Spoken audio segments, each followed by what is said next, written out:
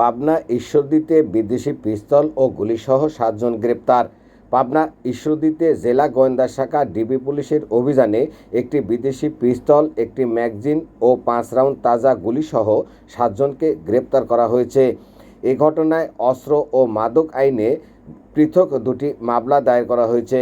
রোববার 5 জুলাই দিবাগত রাত 12:30টার দিকে গোপন সংবাদের ভিত্তিতে ঈশ্বরদী উপজেলার শাহপুর ইউনিয়নের আওতাপাড়া বাজারে এনসিডিপি গোয়ার্স মার্কেটে অভিযান চালায় জেলা গোয়েন্দা শাখার একটি দল।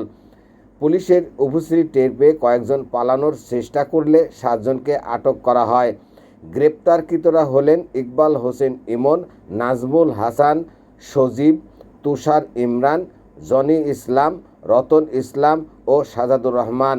রোববার বিকেলে পুলিশ সুপার কার্যালয়ে আয়োজিত এক প্রেস ব্রিফিংয়ে পুলিশ সুপার শফিউল্লাহ জানান, ঘটনাস্থলে একটি চৌকির নিচ থেকে একটি সচল বিদেশি পিস্তল, একটি ম্যাগাজিন এবং ম্যাগাজিনে থাকা 5 রাউন্ড 7.65 মিলিমিটারের তাজা গুলি উদ্ধার করা হয়। এলাকায় এবং বিশেষভাবে জেলাতে যে সমস্ত জায়গা মাদক প্রবণ এরিয়া বেশি, সেই সমস্ত জায়গায় ডিবির স্পেশাল টিম কাজ করে।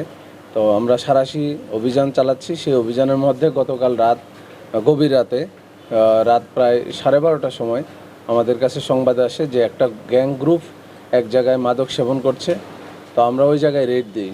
জায়গাটা হচ্ছে ঈশ্বরদী থানাধীন আওতাপাড়া বাজার।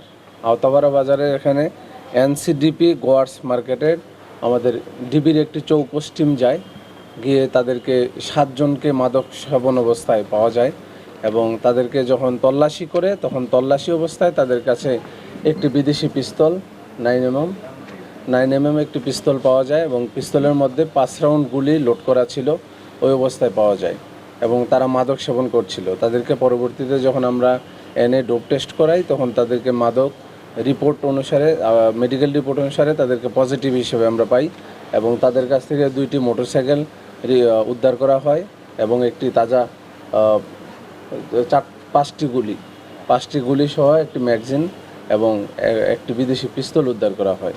তো তাদেরকে আমরা এখন মাদক এবং অস্ত্র 2টা আইনেই তাদের বিরুদ্ধে মামলা প্রক্রিয়াধীন এবং এই দেশব্যাপী এই জেলাব্যাপী যে অভিযান অব্যাহত আছে তা অব্যাহত থাকবে।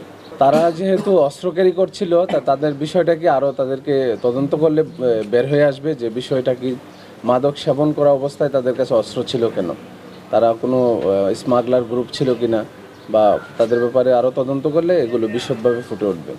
তাদের বিরুদ্ধে পূর্বেও পিসিপিআর তাদের ভালো নয়, তাদের বিরুদ্ধে আর পূর্বেও মামলা আছে, একাধিক অস্ত্র মামলা এবং মাদক মামলাও রয়েছে।